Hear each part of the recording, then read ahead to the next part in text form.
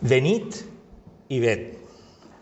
Realmente, hermanos, en este pasaje que hemos leído, en este pasaje en el cual vemos cómo son los primeros días del ministerio del Señor Jesucristo después de haber sido bautizado, después de aquel momento en el que coincidieron en el espacio y en el tiempo las tres personas de la Trinidad, el Padre con su voz diciendo: «He aquí mi Hijo con el que tengo complacencia», el Espíritu Santo descendiendo en forma de paloma, y a Jesucristo mismo allí en aquella agua del río Jordán. En esos primeros días, el Señor Jesús tiene una manera de actuar, una manera de comenzar ese ministerio que debe de enseñarnos muchas cosas en el día de hoy. Creo que hoy en día, quizá movidos e impulsados por tanta tecnología, por tanto marketing, por tantas técnicas de comunicación, y no podemos percibir realmente ese momento personal, ese momento particular que el Señor Jesús tuvo con aquellos discípulos a los que, desde un punto de vista divino, Dios llamó, Jesús llamó, y desde un punto humano, unos hombres se acercaron a Jesús. En el Evangelio de Juan encontramos algo distinto a lo que nos dicen los otros tres evangelios acerca de aquellos primeros discípulos, de aquellos primeros apóstoles del Señor. Y es hermoso poder ver que en este evangelio, que fue escrito por el evangelista, por el apóstol Juan, encontramos una percepción distinta que nos hace percibir una sensibilidad en la que encontramos a un grupo de hombres, como tú y como yo, unos hombres sencillos, unos hombres que algunos de ellos eran pescadores, unos hombres que en definitiva tenían algo que no aparece en aquellos evangelios sinópticos, en Mateo, en Marcos y en Lucas, y que sí que aparece en Juan. Estaban relacionados con Juan el Bautista. En el primer capítulo de Juan encontramos precisamente, hace unas semanas, nuestro hermano Daniel predicaba también de este mismo capítulo, y también se nos hablaba de aquel testimonio de Juan, aquel momento en que Juan el Bautista era aquel precursor, podríamos decir que fue aquel último profeta en el cual estaba anunciando la venida de Jesús, y encontramos perfectamente cómo este precursor, este último profeta, estaba hablando de que Jesús, y lo dice en los versículos del 29 al 34, dice que es este el enviado. No soy digno de desatar el cordón de sus zapatos, ¿verdad? Pero dice el versículo 33, dice: yo no lo conocía, pero el que me envió a bautizar con agua, aquel me dijo: sobre quien veas descender el Espíritu y que permanece sobre él, ese es el que bautiza con el Espíritu Santo. Y yo le vi, dice Juan el Bautista, y he dado testimonio de que este es el Hijo de Dios. Aquella declaración, aquella proclamación de Juan el Bautista estaba dando que todo aquel mensaje que él estaba predicando, él decía que era aquella voz que clamaba en el desierto, ¿verdad? Como evocando aquellas palabras del profeta, voz que clama en el desierto: preparad, enderezad el camino al Señor. Él dice: este es el Cordero de Dios que quita el pecado del mundo. Aquel ministerio de Juan el Bautista que, según parece, arrastraba gente que iba detrás de él, personas que de todos los ámbitos sociales de aquel pueblo de Israel encontraban en Juan el Bautista que tenía un poder en sus palabras especial. Todos iban detrás de Juan el Bautista.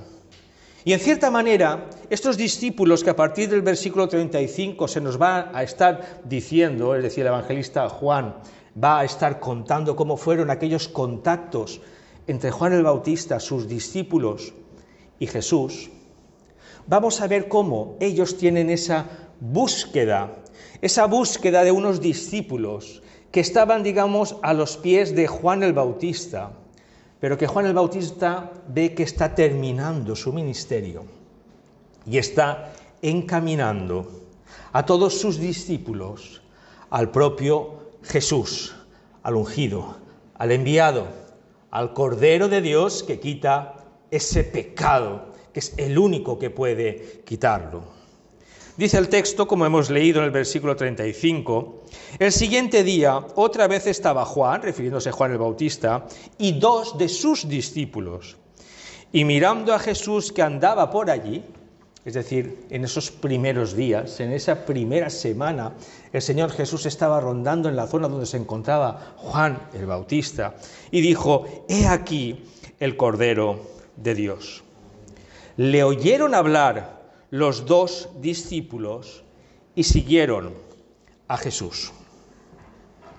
Estos discípulos, que en cierta manera, ya vamos a ver en el texto, son Andrés, porque se le da el nombre, pero que supuestamente el otro discípulo era Juan, que es el que escribe este texto, aunque él no se autodenomina a sí mismo, pero se supone que era Juan, estaban, digamos, siguiendo todo ese mensaje, todas aquellas palabras hermosas que decía Juan el Bautista.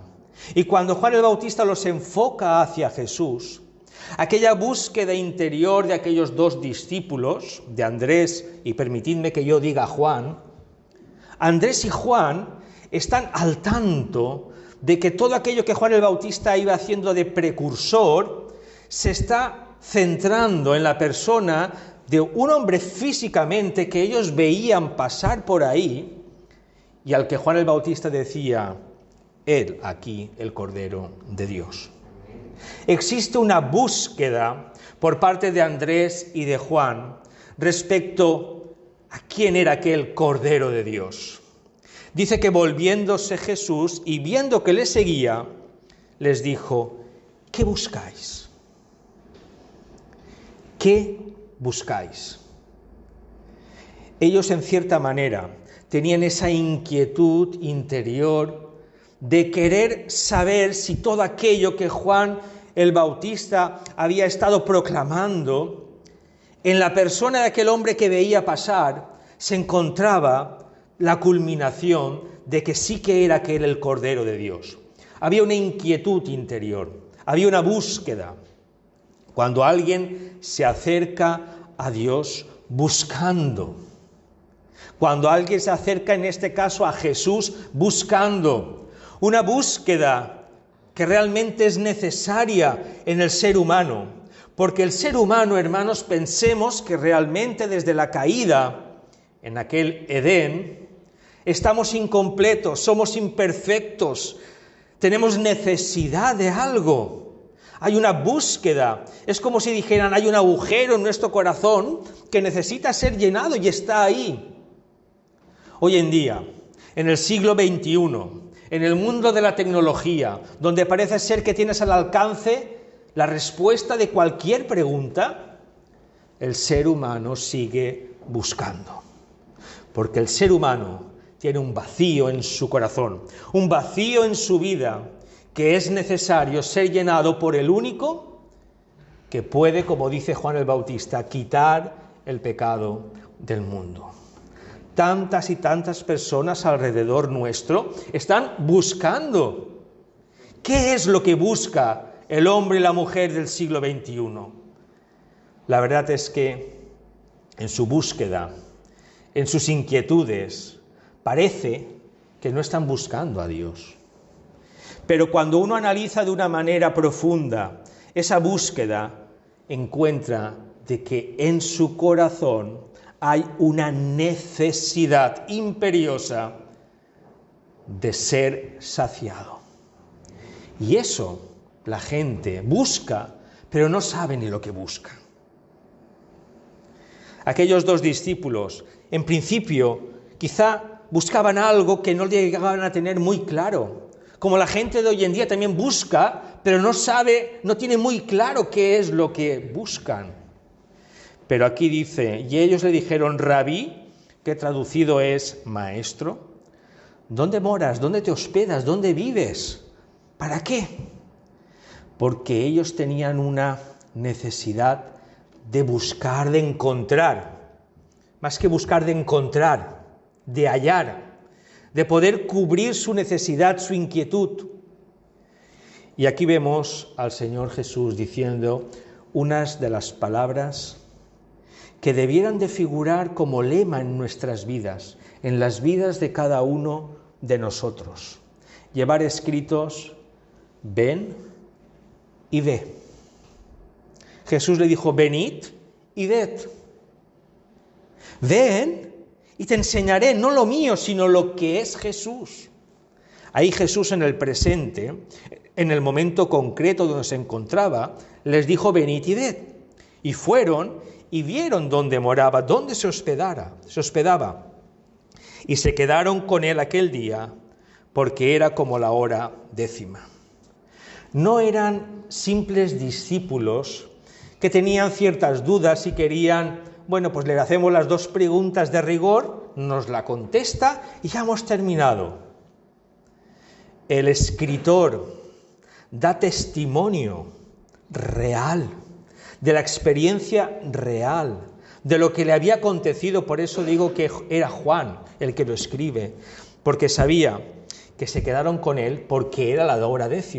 Es un detalle que muestra a alguien que sabe concretamente lo que ha ocurrido.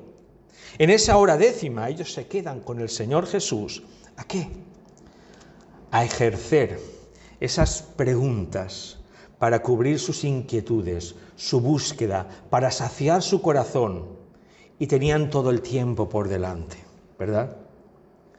Ese tiempo especial que aquellos 2 discípulos pasaron con el Señor Jesús porque respondieron activamente, positivamente, a la invitación de Jesús, venid y ved.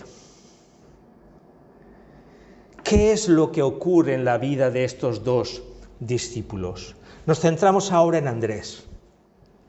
Dice el versículo 40, Andrés, hermano de Simón Pedro, era uno de los 2 que habían oído a Juan, uno de estos 2 discípulos, y habían seguido a Jesús.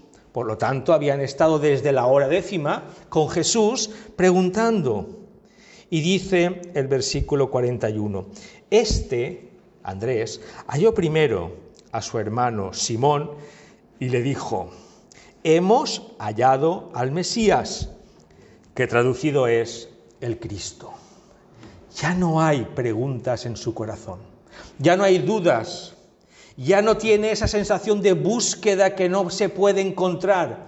Él ya ha encontrado una respuesta, pero más que encontrar una respuesta, dice que ha encontrado al Mesías. Hemos hallado al Mesías, que traducido es el Cristo. ¿Cuál es la experiencia cuando alguien de manera positiva, de manera activa, acepta la invitación de Jesús?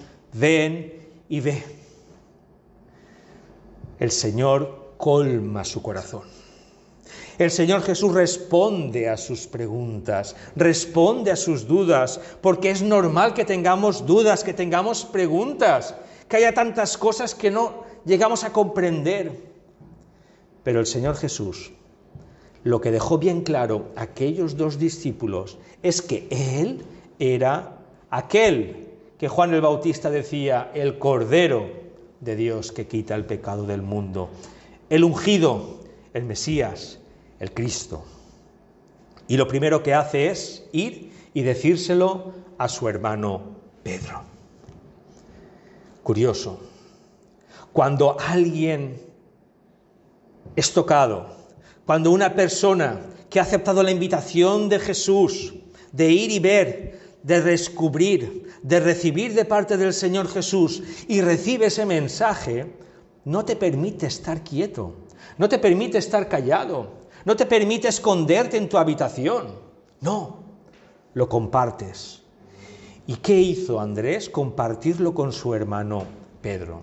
Seguramente Pedro al igual también que luego Juan y Jacobo, eran personas que estando por aquella zona donde también se encontraba Juan el Bautista, le habían seguido o incluso eran discípulos de Juan el Bautista y conocían todo aquello que tenía que ver con el pueblo de Israel, todo aquello que tenía que ver con los profetas, con lo que había enseñado Moisés, con todo aquello, y más o menos todo eso para ellos les estaba produciendo cierta, digamos, deseo de descubrir más. Y cuando realmente encuentran a Jesús y ven colmado, ven que sus respuestas han sido contestadas, en ese momento vemos que ellos tienen una actitud que tienen que tomar frente a la invitación de Jesús de venid y ved. Andrés lo comunica a Pedro.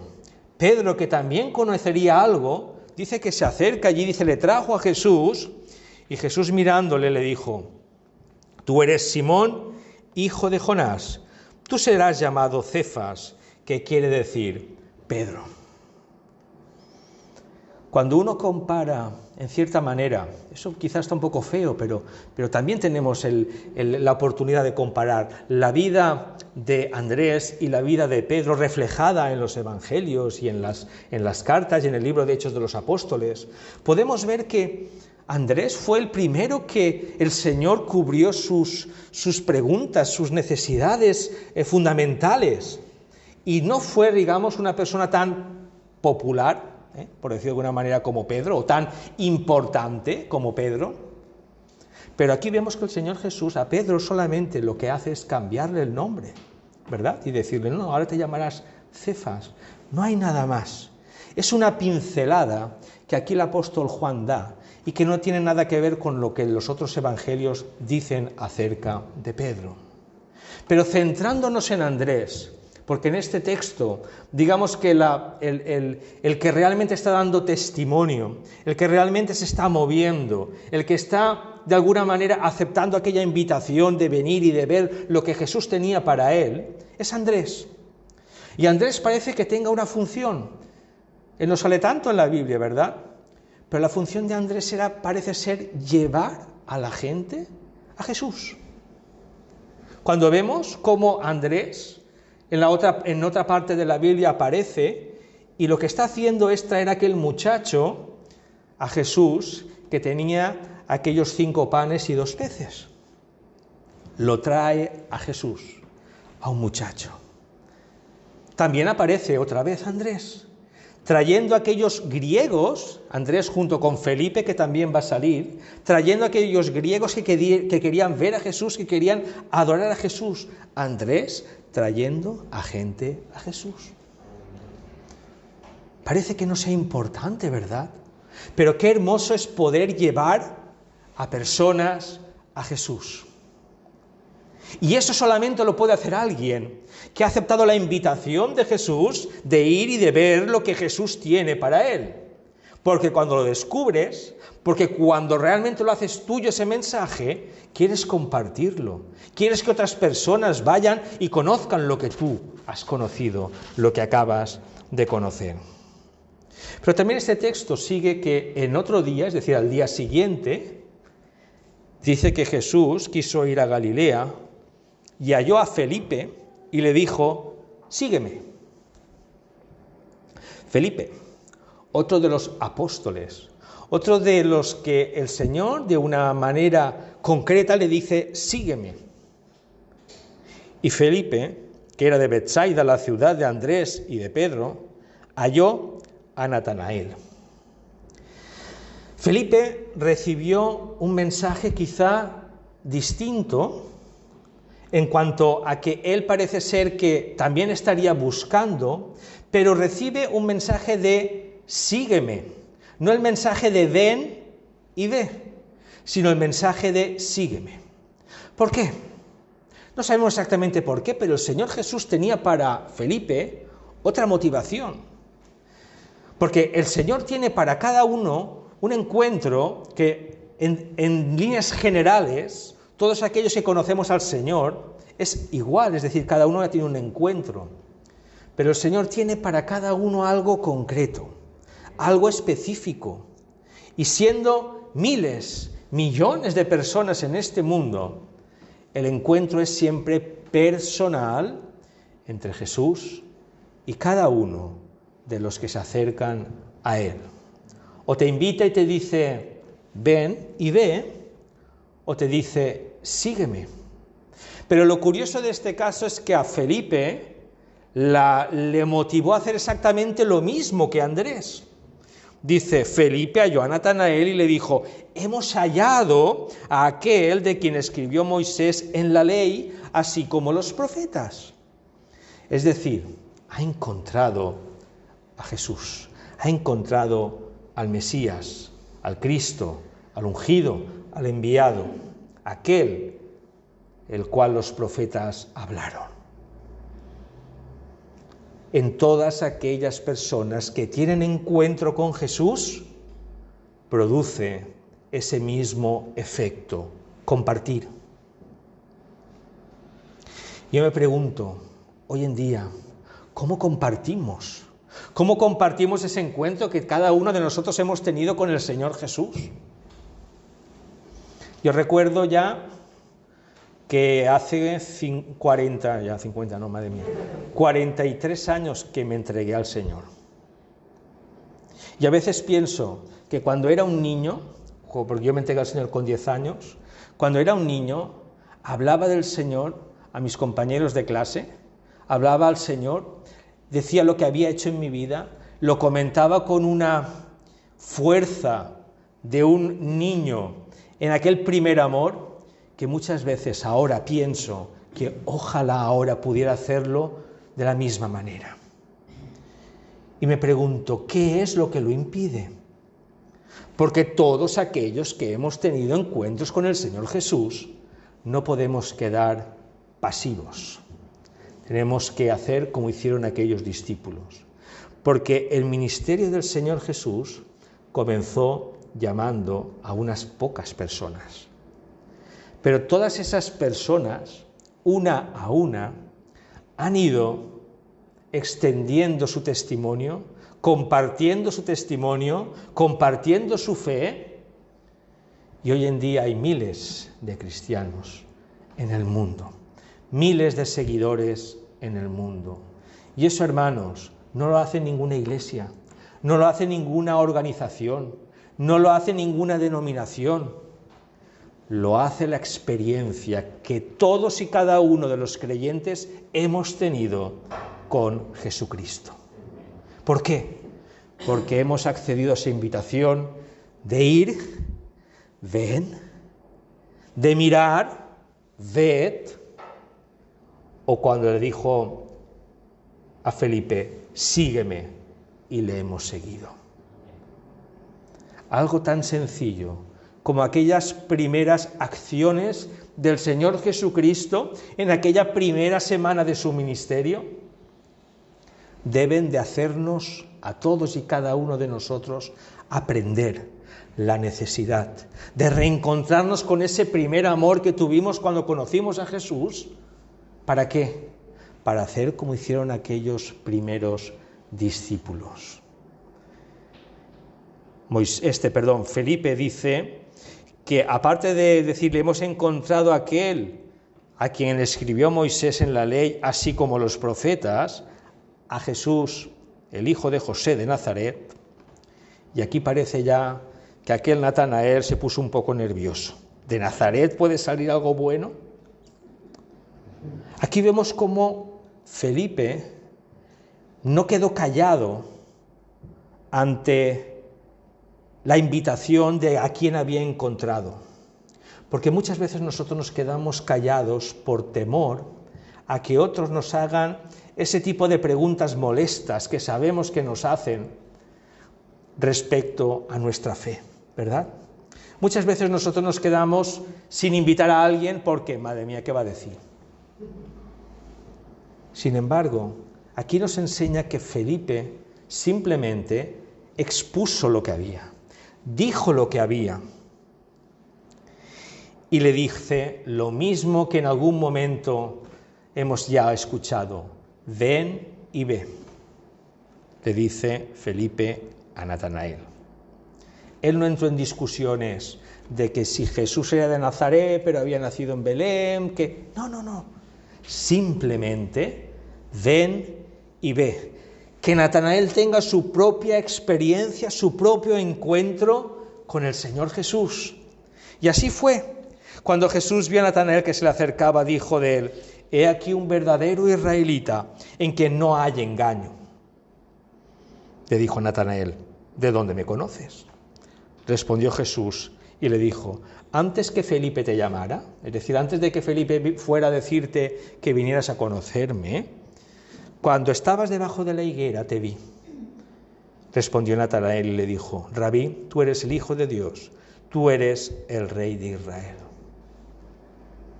La experiencia que tuvo Natanael no fue de entrar en discusión de que si Jesús venía de Nazaret o venía de Belén, o si los profetas habían dicho que tenía que ser de la tribu de Judá, etcétera, etcétera. No.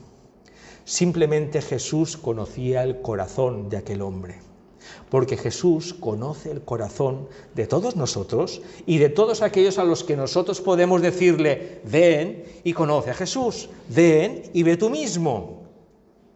Y el Señor tendrá un encuentro. Dejemos nosotros de preocuparnos tantas veces, de comernos la cabeza tantas veces, en que se reirán de nosotros, no entenderán, nos señalarán, se burlarán. No, dejemos todo eso a un lado y aprendamos de aquellos primeros discípulos. Que nuestra palabra sea: ven y ve tú mismo. Ten tú mismo esa experiencia con el Señor Jesús, porque Jesús te conoce. Y Jesús dirá a tu corazón aquello que en este momento Natanael necesitaba, porque seguramente Natanael estaba debajo de la higuera y estaría meditando quizá en cosas relacionadas con la venida del Mesías o con todo este tipo de cosas. Por eso él le contesta: tú eres el Hijo de Dios, tú eres el Rey de Israel. Sus respuestas la respuesta a sus preguntas, a sus inquietudes, fueron respondidas por Jesús. Respondió Jesús: porque te dije, te vi debajo de la higuera, ¿crees? Cosas mayores que estas verás. Y esto nos vale para todos, para aquellos primeros discípulos y para nosotros hoy en el siglo XXI. Cosas mayores que estas veremos. ¿Por qué? Porque hay algo que ocurre en el ser humano, que es que cuando conocemos a alguien, a una persona, poco a poco, cuanto más la conocemos, más defectos vamos encontrando, ¿verdad? Y parece que aquello que al principio veíamos, una persona muy agradable, ¿no? Una persona muy simpática, y un día te dice esto, y un día te hace aquello, y parece que va menguando, ¿verdad? Pero qué diferente es con el Señor Jesús. Y Él lo dice: cosas mayores veréis. Porque la experiencia de conocer a Jesús es totalmente distinta a cuando conocemos a alguien iguales a nosotros, imperfectos, pecadores. Porque Dios, porque Jesucristo, Él es perfecto, y porque Jesucristo te muestra esa visión, como le mostraba esa visión de aquella escalera, quizá la escalera de Jacob, donde subían y bajaban ángeles, y donde habla que dice: y descienden sobre el Hijo del Hombre. Esa otra visión de Daniel, en la que se veía descender al Hijo del Hombre. Eso es precioso. Eso colmaba todas aquellas inquietudes de Natanael. Hermanos, nosotros, hoy en día, debemos de aprender mucho, pero mucho, de aquellos primeros discípulos. ¿Por qué? Porque tú y yo hoy tenemos que hacer lo mismo: compartir, hacer que todos los que nos rodean sientan ese deseo, esa curiosidad, a través de nuestras vidas, de querer conocer quién está detrás de nosotros. Y es Jesús. ¿Para qué? Para decirles: ven y ve, mira a Jesús, sigue a Jesús. Y entonces cosas increíbles verás en tu vida. El Señor Jesús, en este ministerio de comunicar el Evangelio de unos a otros, nos enseña que en esa acción de ver, de venir y de ver, ahí debe de haber paciencia y constancia. Juan el Bautista tenía aquella paciencia constante de decir, este es el Cordero de Dios. ¿Tú tienes la paciencia y la constancia de estar diciendo, este es Jesucristo, el Hijo de Dios, el enviado, el que me ha salvado? ¿Tienes esa paciencia? Ven y ve. Valentía. Felipe se preguntó, cuando es preguntado por Natanael, no entra en discusiones, no entremos en discusiones, simplemente dejemos que Jesús hable a su corazón, traigámoslo, seamos valientes y tengamos confianza, porque sabemos que el Señor responde a las dudas, como lo hizo con Natanael. Hermanos, aprendamos a que realmente en nuestra vida tampoco ha cambiado tanto como la de aquellos primeros cristianos. Aquellos discípulos fueron comunicando el Evangelio por su experiencia personal, por su testimonio, por lo que vieron.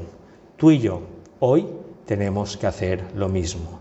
El Señor tiene grandes cosas. Amén. Amén.